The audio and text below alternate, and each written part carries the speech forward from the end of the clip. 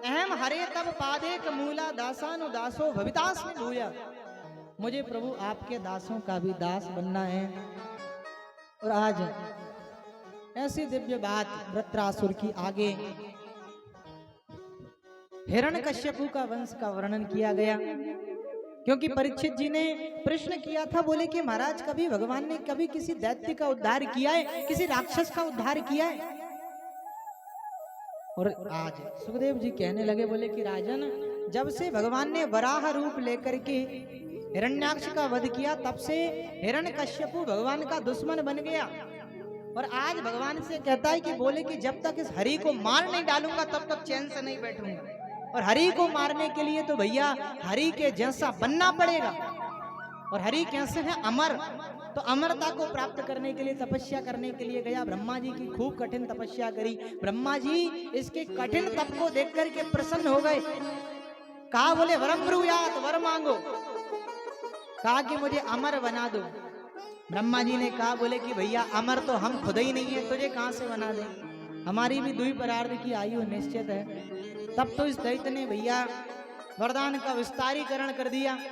बोले कि महाराज, न दिन में मरूं, न रात में मरूं, न अस्त्र से मरूं, न शस्त्र से मरूं, आपके द्वारा बनाए गए 12 महीनों में से किसी भी महीने में न मरूं, सजीव से मरूं, न निर्जीव से न मरूं, ऊपर से मरूं, न अंदर से मरूं, न बाहर मरूं, न भीतर मरूं। ब्रह्मा जी घबराए, बोले बस कर भैया, तेरे जैसा मांगने वाला नहीं देखा हमने, लेकिन तेरे जैसा तप भी किसी ने नहीं किया, इसलिए जा, मैंने तुझे सारे वरदान दिए। दिग्विजय करने के लिए स्वर्ग पर चढ़ाई कर दी।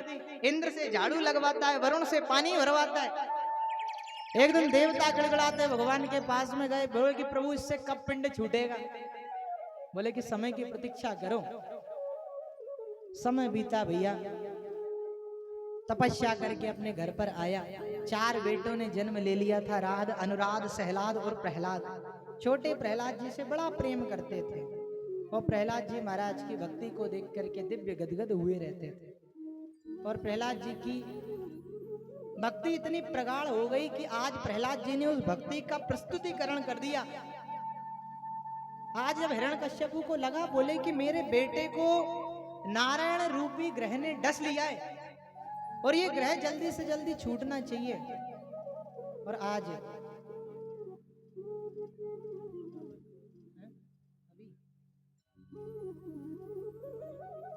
तो महाराज आज पढ़ने के लिए स्वयं के विद्यालय में भेजा प्रहलाद जी को। हिरण्यकश्यपु दानवो विश्वविद्यालय, यहाँ के प्रधान आचार्य संडमर्क गुरु जी, संडमर्क गुरु जी जहाँ के प्रधान आचार्य जी थे, वहां पर प्रहलाद जी को पढ़ने के लिए भेजा। कूटनीति, छल नीति प्रहलाद जी महाराज को पढ़ाने के लिए भेजा। जैसे ही प्रहलाद जी को ये सब शिक्षाएं अच्छी नहीं लगे, उनको तो भगवत धर्म का उपदेश अच्छा लगता था और उसी भगवत धर्म को सबसे श्रेष्ठ भी समझते थे।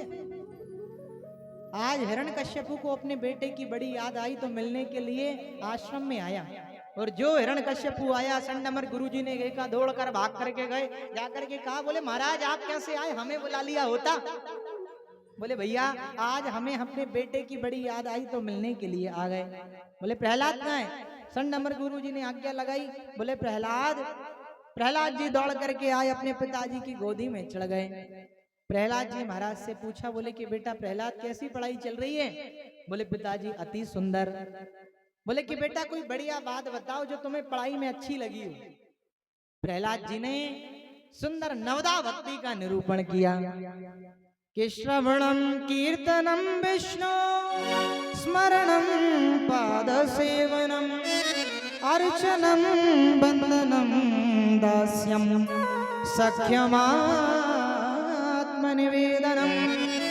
और जो नवदा भक्ति का एक एक करके निरूपण करना प्रारंभ किया, हिरण्यकश्यपु बौखला उठा, अपने चाबुक में से तलवार निकाल ली, संडमर्क गुरुजी की गर्दन पर धर दी। बोले मेरे बेटे को क्या सिखा रहे हो तुम?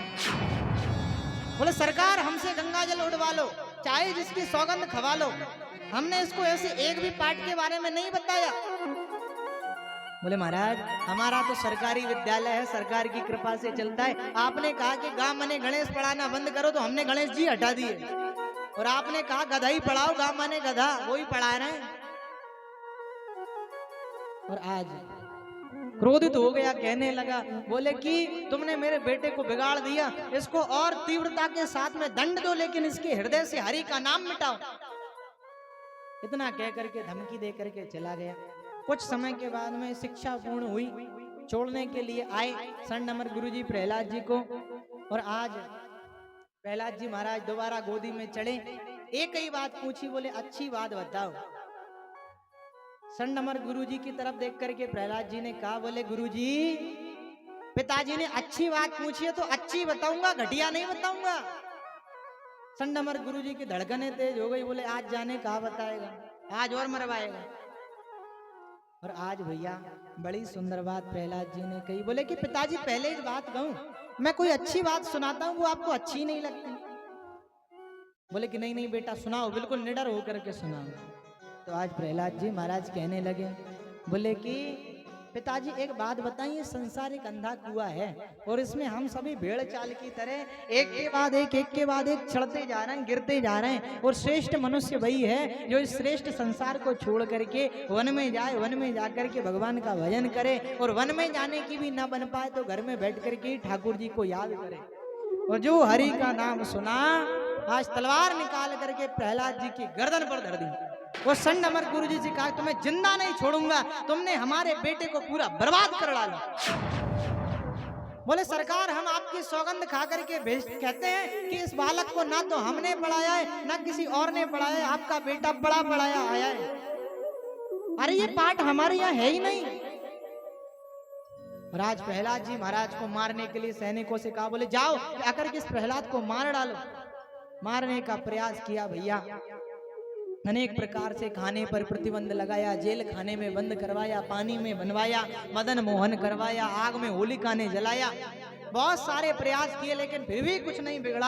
आज क्रोधित हो गया, अपनी तलवार निकाल ली, प्रहलाद जी की तरफ देखते हुए कहा, बोले प्रहलाद तू पता इतना मतवाला होकर के किसके दम पर बोलता है।